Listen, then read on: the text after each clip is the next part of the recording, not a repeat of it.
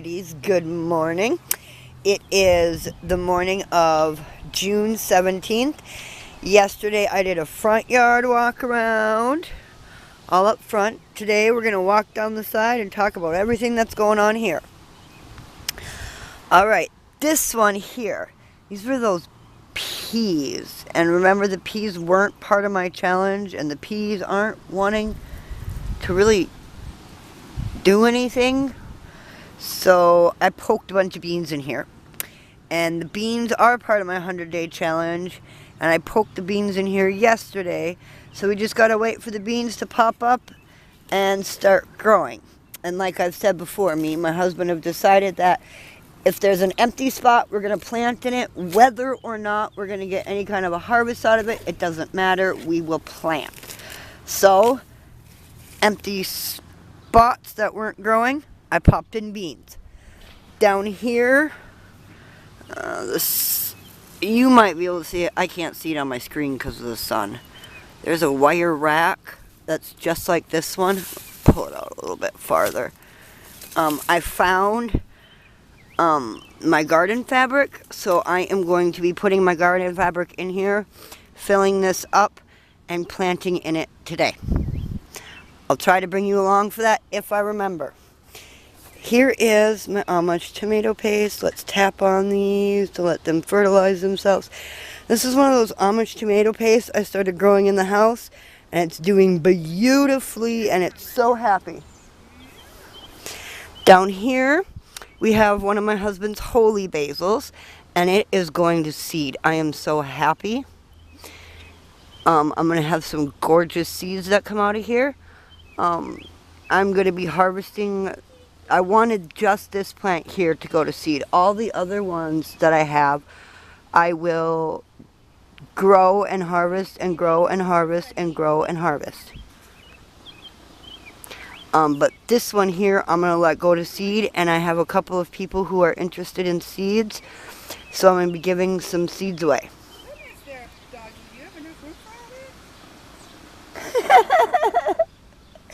My neighbor's walking her dog. He's such a little cutie. And then and then here are my squash that the birds had planted for me, and they're growing up happily. And then here we have the rhubarb. Nothing interesting to talk about with the rhubarb. I'm letting it grow. Alright, I'm back. Here are those marigolds I planted from seed that are coming to flower, and they're going to create more seeds for me. The marigold seeds that I have here are very, very old. My great-grandma first started planting the seeds in North Dakota when they first came here, and she had gotten the seeds from a neighbor, and all of these years, all we do is pull the seeds, stick them in a bag, and throw them and let them grow. These ones I started inside in a pot. But for the most part, we just cast our seeds, and then they grow marigolds for us, and then we pull more seeds. And we've been doing it, my great-grandma, my grandma, and then me. Next one, another Amish tomato paste. This one is doing beautifully, and it's also got flowers. If you tap on the flowers, it helps pollinate them. A lot of tomatoes are self-pollinators, so if you just tap on them, you can pollinate your flowers and make sure you get more tomatoes. And I always do that. I love doing that. So another Amish tomato paste. Here's that runty Amish tomato paste that has become the biggest of all my Amish tomato paste. It's Loving Life.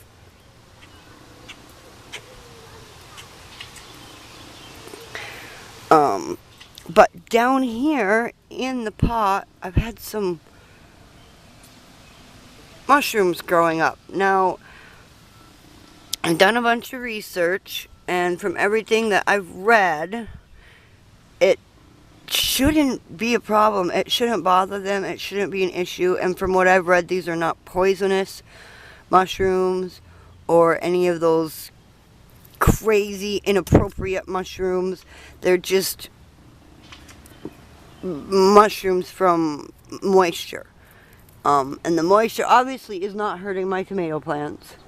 So I'm just going to let it keep going. I'm not going to disturb it if it's happily settled in its world. Obviously happily settled in its world and growing profusely. Why bother it? I'm just going to let it go. Alright, here is a couple of pickles that are for my son. They're starting to grow their vines, their tendrils to grasp onto things. I've tried encouraging to lean them over, but then they want to pop back up, so I'm gonna let them figure themselves out.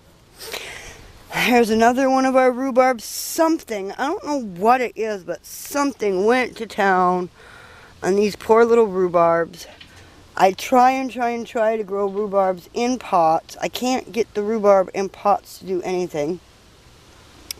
So when I go home to my mother's, we're going to be stopping by a family members and leaving these with them. And they've got a giant spot in their yard where all of my failed rhubarb comes to thrive. So I get rhubarb from the area around town here. I put them in pots. I tend to keep, quote unquote, keep them alive long enough for them to make it to my family members and then get put in a big spot, and they've got lots of rhubarb. So I'll be harvesting rhubarb from there and then bringing them these new ones. Alright, in here I have curled parsley popping up. Ooh. Let's get rid of these prickly plants here that are growing. Oh, my husband would love this. I have bugs in my garden. Anyways, curled parsley. It's popping up. It's starting to show itself. It's probably by August, September, I'm going to have lots of big, beautiful parsley to dehydrate. That makes me so happy. This was a turnip. Nothing has come of it. So I'm going to come along and I'm going to throw some beans in here. This has one pickle popping up. So, and it was also a giant of Italy. And I thought that nothing was going to grow. But apparently a couple of things have decided to grow. And I had put a pickle seed in here. And since I've got parsley starting to show itself and a pickle seed starting to show itself, I'm going to let this pot be and let this pot do what it does. Alright, here is an Italian heirloom. I had gotten this from the nursery. It's doing wonderful. I've done a lot of research on why my leaves are curling and what can be going on with the curling. And it's not all my plants that are doing it, just some of them, because these ones are fine. And what I come to find out is the kind of curling that I have going on and the fact that the plant is still healthy, still growing, still producing tomatoes, got healthy looking tomatoes. The leaves may be curled, but they're still beautifully colored and bright. And there's no other sign other than the curling. From what I've read, it's the fact that the way I'm growing it with all this moisture is different than the way it first grew before it came. So the plant itself is getting used to having a higher consistency of water at its disposal. Now remember, I planted all of these pots layered back to Eden style, and I've only watered twice since I planted a month and a half ago now. Yeah. Wow. We are going on 6 weeks. Yes, we're almost at my 50 days. Wow. Okay, so I've only watered twice since I planted all of these pots because they keep and retain and hold so much moisture. And then when it rains, they get re-moistened. So I'm extremely happy with layering in the back to Eden style. I couldn't be more happy, you know? So for me, it's a win. So I'm not worried about the curling of the leaves. It's not bothering the plant. It's not harming the plant. The ones that have been growing with me since I started them, these are those, that's an Amish tomatoes paste. That's an Amish tomato paste. I have some beefsteak I'll show you. All the ones that have been growing with me in this style since the beginning are not, as you can see, the leaves are not curling. So none of them are having problems. So I'm happy. Now on this Italian, as you can see, I have a bunch of tomatoes here. I have another bunch of tomatoes coming in up here. And then I just got all of these ones going. Now I did have down here lower a bunch of 4 big tomatoes like this that were bigger. But I picked those the other day because I made my family fried green BLTs. My husband, after I made the video, was like, "Did you make a video of it? People are going to want to see it." No, I didn't make a video of it the other day. Bad me. But next time I pull off green tomatoes and I make fried green BLTs, I will show you how I make the fried green BLTs. I make my fried green tomatoes different than most people. I make them the way my grandma did, and my grandma didn't bread them. So I'll teach you how to make my grandma's fried green tomatoes. Alright, Amish tomato paste. And again, some flowers. And I'm really excited about this because for me, this is the most exciting part of the challenge. These are tomatoes that I grew from seed. I have never grown a tomato plant from seed and got it this far, let alone got it to flower, let alone got it to tomato. So when I get my first tomato, I'm going to be singing and dancing and squealing all over the place. Yay! Alright, more pickles for my son. These ones haven't gotten to their tendril stage yet, but they'll get there, and we still got plenty of time. Around here, in our neck of the zone, our neck of the woods, zone 3B here, gourds, pickles, cucumbers, all zucchini, squash, all that kind of stuff has the luck of being able to grow until October. So I'm not worried about those pickles. We're going to have plenty coming out. Another Amish tomato paste with more flowers. Let's get those going. I'm excited about this. I'm so replete with my accomplishment in growing these tomatoes. I couldn't be happier. And I know for a fact that with all the tomato plants I have, all the success I'm having, I am going to reach my 3 bushels of tomatoes and reach my 100-day challenge on my tomatoes. Yeah! Alright, back here I have a bucket where we collect garbage that happens to fall. I see that I'm growing bugs in it. I think I may be growing... Let's empty all this out, because I think I have some skeeter larvae growing in there. Not no more! The garbage back in the pot.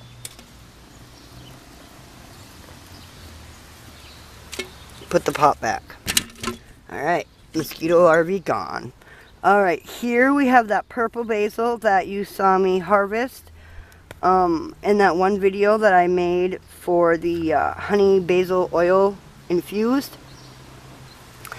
Let's pick these seeds off.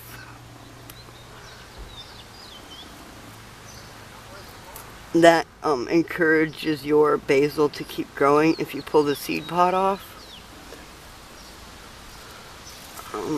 What I'm going to do is, you can see down in here where I clipped them, and these had been a lot smaller, and they've burst to life and gotten bigger because I've trimmed. So what I'm going to do is I'm going to come in here and trim again, and I will trim these far outside ones of the stems and leave the branch arms on either side of where I cut. Just leave these 2 arms, and then I'll cut these 2 bottom arms off. let these go just a little bit longer, and then I'll be able to clip these arms again, and then these leaves and these leaves down here will turn into bigger heads. If you cut your basil right, it'll keep propagating over and over and over and over and over again. When I come out here and do my second clipping later this afternoon, I will bring you with and show you how I clip it back a second time. It's already had its first clipping. I'll show you how to do the second clipping to encourage it to keep growing. Alright, another of my Amish tomato paste with a flower. Alright, here's more of my son's pickles. Those are the first round of pickles that I put in that are growing and took off immediately when I planted them. They've got their nice long tendrils, and again, I've tried encouraging them carefully. You don't want to snap when you do this. You want to encourage slowly.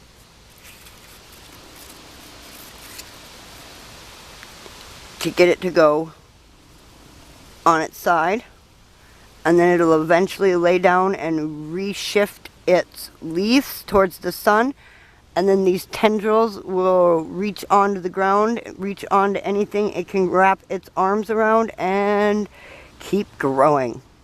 Alright, tomato. This one is my Kickstarter that I got from the nursery. It's got some tomatoes coming in and some more flowers. Let's get those pollinated. And again, if you'll notice, the nursery ones have curled leaves because they're used to growing in a different environment, water moisture content environment. They will eventually get used to it, relax into it, and we won't have that problem anymore. Alright, here is another one. This one is an Italian heirloom. This one's from the nursery. And as you can see, this one had no problems accepting the water. This one actually kind of very much enjoyed the extra water and has gone nuts. As you can see, I've got large, very large. 1, 2, back there's a third one, 3. And here's a fourth one, and down in here is a fifth one, a bunch of tomatoes. And then I've got, ooh, look at that, I have a sixth one.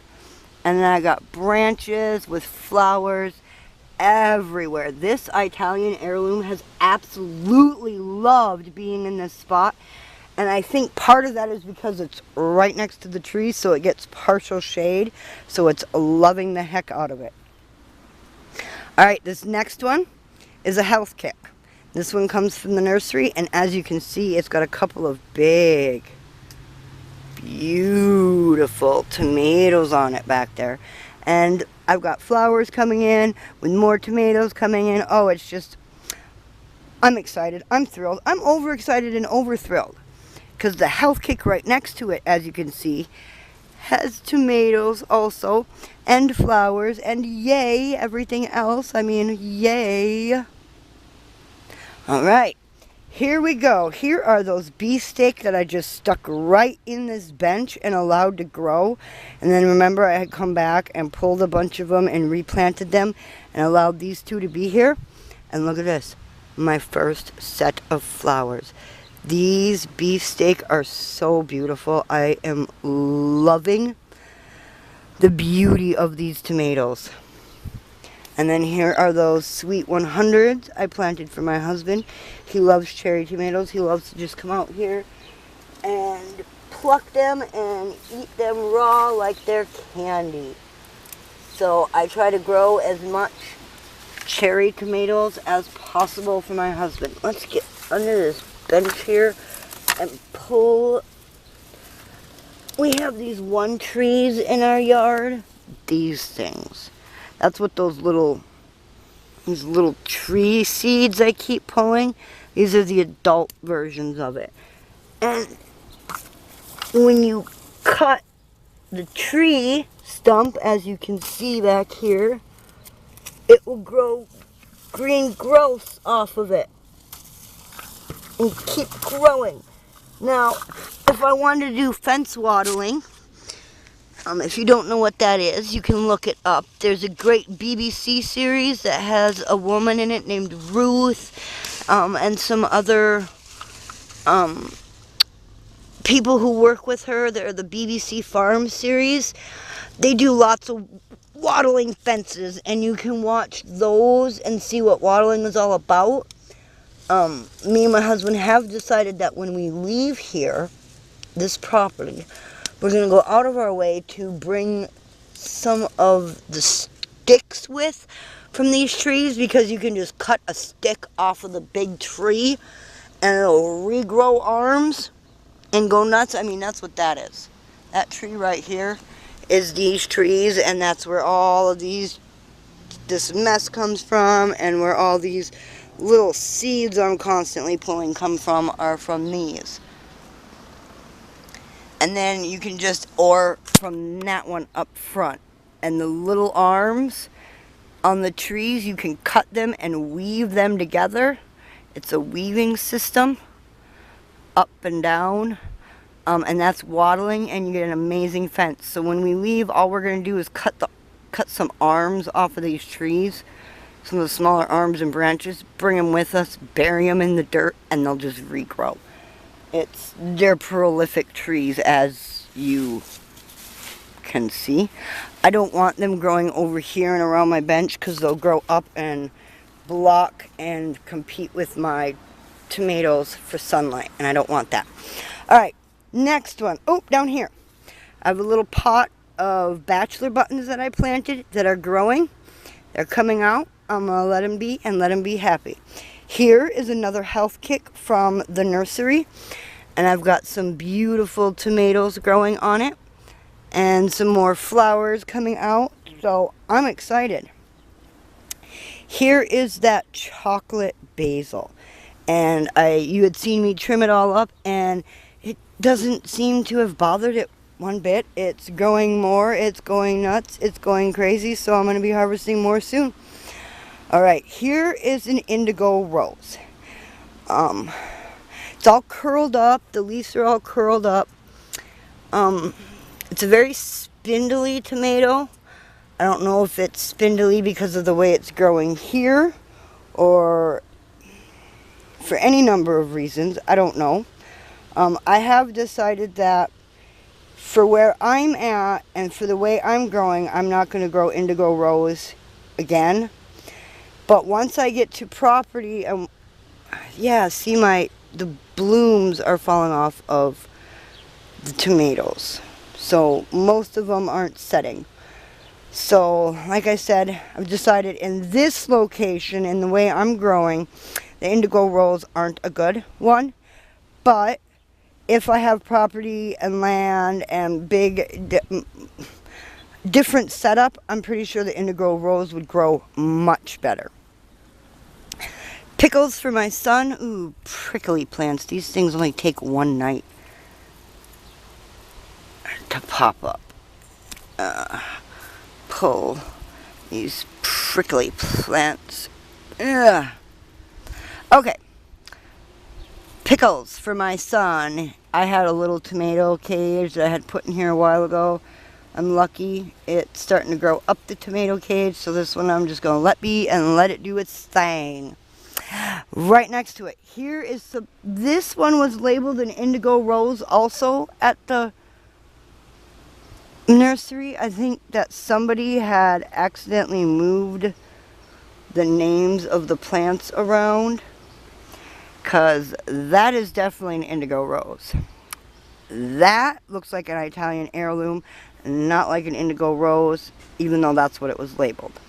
But look at the beauty of this. 1, 2, 3, 4, 5 bunches of tomatoes already growing. A bunch of flowers, and all of the new flowers that are coming out are setting. They're not falling off, so I'm happy.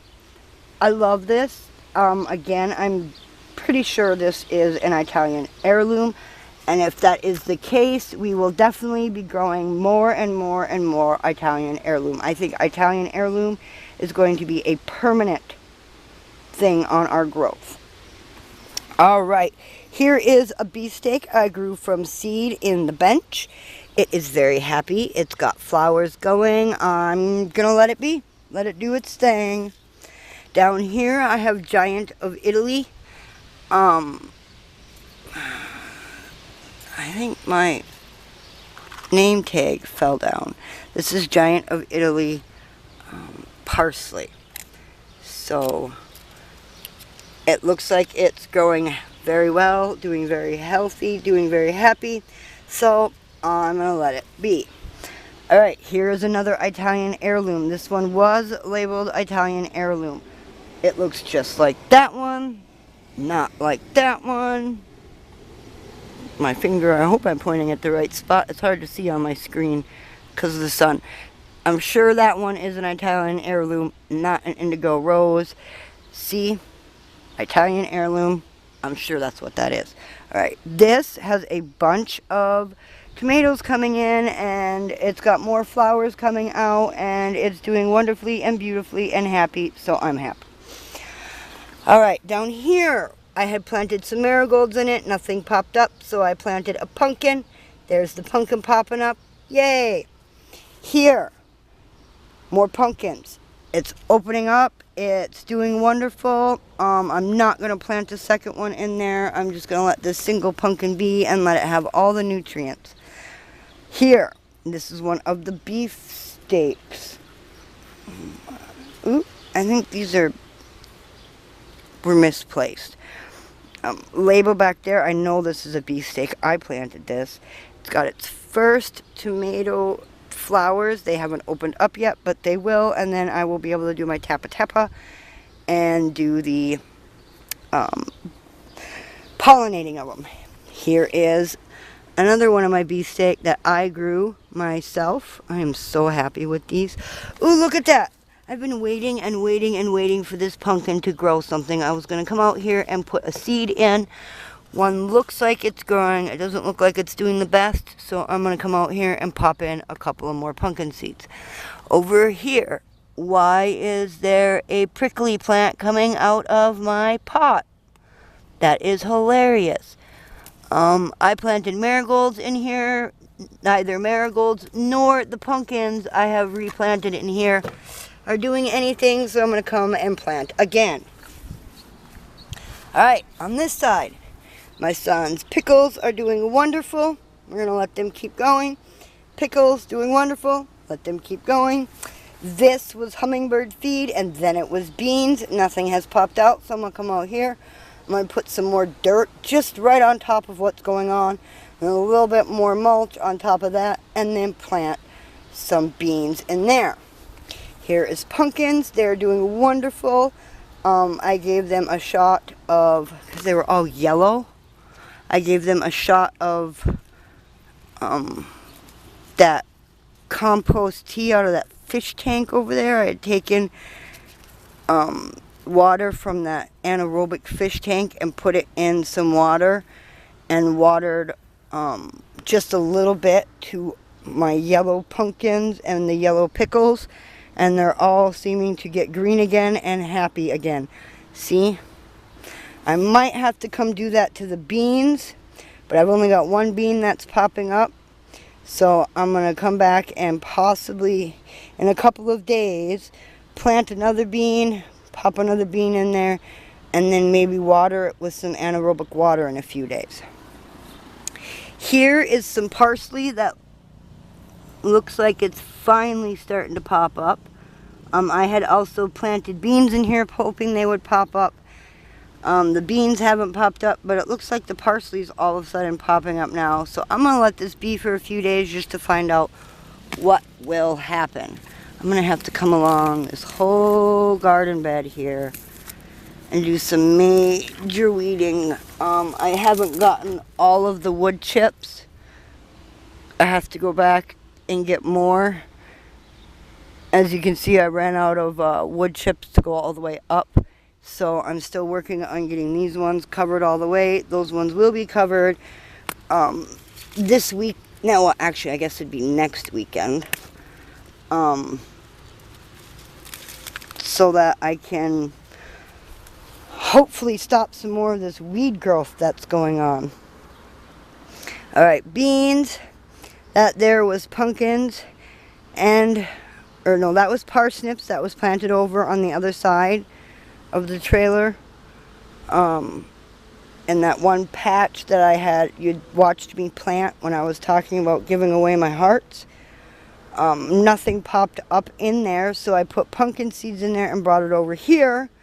And that was 4 days ago. Nothing has popped up yet, but we'll still give it some more time. That was bachelor buttons that didn't pop up, so I had planted beans in there. The beans still haven't popped up. I'm going to give it a couple more days. Same with that. That was hummingbird feed, hummingbird flowers that never popped up, so I planted beans. Nothing has popped up. I'm going to give it a few more days. This was marigolds. This has a weed popping up in it. That was marigolds, nothing popped up, so I planted beans, nothing have popped up yet. I'm going to give it a few more days. This was marigolds, nothing had popped up, so I put pumpkin seeds in there. As you can see, it's gone crazy, happy. Is that pumpkin seeds? Nope, pickles. Pickles for my son. I'm going to let it go, let it be crazy. Back here, that had been marigolds. I put beans in there a few days ago. I'm waiting for those to pop up.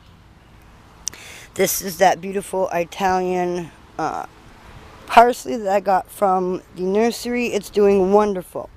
In there I had planted parsnips. Nothing popped up. I was going to give it a couple more days before I decided to plant anything in it. This was that fish tank that was doing wonderful. Was starting to finally have carrots pop up, but then we had all that rain. It's gotten super wet. I've kind of ignored it for a few days. As you can see in here, can you see the bubbles? Let's see. Oh, this has started to go anaerobic. So what I thought is I'm going to let it be for a couple more days. Then I'm going to dig a hole in the side of it and bail as much water as possible. And then let it sit for a few days. These carrots, no matter what happens to them, even if they grow and get large, I will not be harvesting them for edibility because they have been in anaerobic. What I will do is just let them be and possibly collect seeds. Like I said, I'm going to do some baling on it like I had done in my video about saving my other tanks from Noah's flood. That one back there keeps wanting to bubble, and I keep not getting down here fast enough for you to see it. But I'm going to empty it, and I'm going to try and save it and see what I can do with it. Apparently my camera doesn't like to record for more than 30 minutes at a time. Alright, here my romaine lettuce is coming in beautifully. And so is my buttercrisp. All's good. Add kitty cats chasing off other neighborhood kitty cats. Okay. Here is that milkweed that popped up. I'm not killing it. I'm going to let it be. It is food for butterflies. I'm not going to bother it. I have a couple of beans that are popping up. Since other stuff here at the front and at the back wasn't popping up, I popped some more beans in a couple days ago. We're just waiting for those to see what they're going to do. At the back, as you can see, those pumpkins are all so beautiful and happy. I've got flowers coming in, flowers coming in, flowers coming in. I got tendrils growing, so I'm happy. I'm going to let my pumpkins do what my pumpkins are going to do. And then one last thing on the side of the house. We have these pots that had flowers in them. Only 2 of them are showing kind of signs of flowers. Those other 2 there haven't shown signs of anything. So I'm just going to take and plant more seeds in them. Let's dump this garbage can out. I've got dead bees. Oops. And mosquito larvae. This is the garbage cans that I have around the property because, see, garbage. I live in town. I pick up garbage from people that fly around. So I got little garbage cans. Alright. That was a talk about the side yard and everything that has changed and is going on. I'm going to be leaving some stuff and letting it be. And I'm going to be planting some stuff and seeing what happens. And I'm going to be coming out here and doing a complete weeding around of stuff and cleaning up weeds places and preparing to bring in more wood chips. Alright everyone, thanks for coming along. I hope you enjoyed this video. If you did, leave me a thumbs up. Leave a comment down below if you have any questions or you'd like to see me try to grow anything. Alright everyone, we'll see you in the next one. And remember, stay positive. Bye!